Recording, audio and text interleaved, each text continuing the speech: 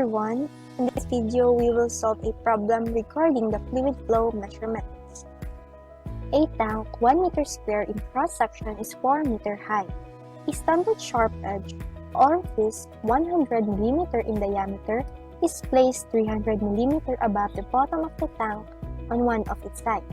When at rest, the water in the tank is 3 meters deep.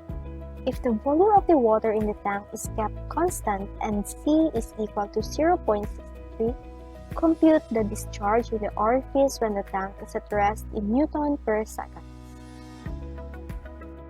So now, let's identify the given in our problem.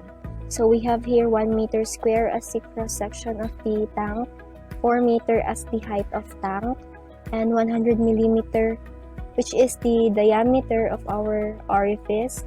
And we have here 300 millimeter, which is the height of the orifice from the bottom of the tank.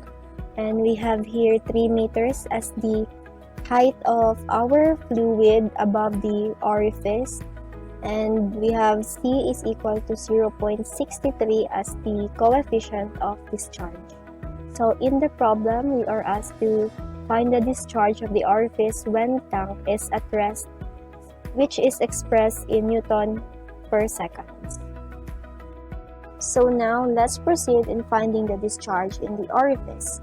So we will use this equation in finding the discharge, where Q is equals to CA multiplied by 2GH, where Q is the discharge or the volume rate of flow, C is the coefficient of discharge, and A is the cross-section area of the orifice, G is the acceleration due to gravity, and H is the height of the fluid from the orifice.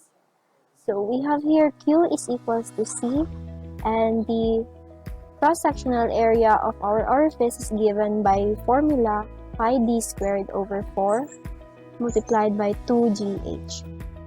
So, plugging in the given values into our equation, we will now have 0.63 multiplied by pi times 0.10 squared over 4 multiplied by square root of 2 times 9.81 meter per second squared multiplied by 3 meters.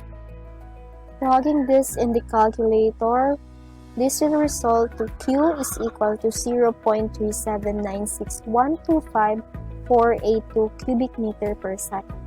But the problem said that we must express our discharge in the orifice in Newton per second. So, to express in Newton per second, we will now multiply the value, this resulted value, to the specific weight of the water, which is 9,810 Newton per cubic meter. So now, this cubic meter and here will be cancelled. So calculating this, we will now have the discharge or the volume rate of our flow, which is 372 Newton per second.